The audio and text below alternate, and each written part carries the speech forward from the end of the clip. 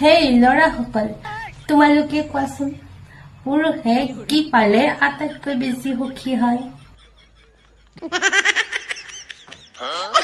কোৱাচোন বাৰু, পুৰুষে কি পালে আটাইতকৈ বেছি সুখী হয়? কবা দেই।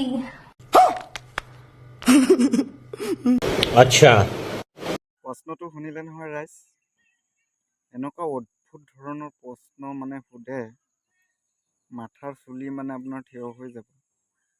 बात तो सही है।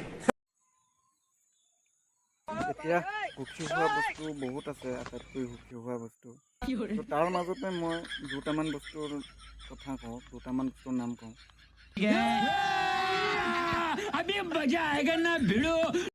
কথাটো হৈছে পুৰুষসকলে কি পালে আটাইতকৈ সুখী হয়।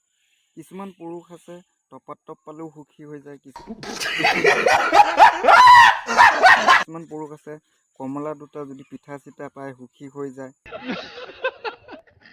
তো বেলেগ মানে পুৰুষ লৈ আছে, চব পুৰুষ নহয়, মানে পুৰুষ লৈ আছে। এতিয়া কাৰ মনত কি আছে, কাৰ মনত কি সপোন আছে, কি সপোন ৰচি থৈছে কোনেও ক'ব নোৱাৰে। এতিয়া যোনে যিটো বিচাৰে সেইটো পালে সুখী হৈ যায়। আৰু কিছুমান बात तो सही है। পুৰুষ আছে টপাত টপ পালে সুখী হৈ যায়, কিছুমান পুৰুষ আছে কমলা পিঠা চিঠা পালে সুখী হৈ যায়।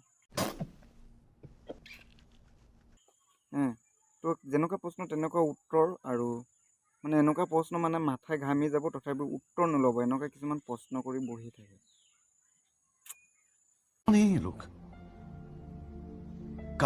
আৰু বস্তু আছে, সেইখিনি বস্তু নকলেও হ'ব, বুজাসকলে বুজি পাই গৈছে অলৰেডি। তো সেইখিনিয়ে আৰু দেই।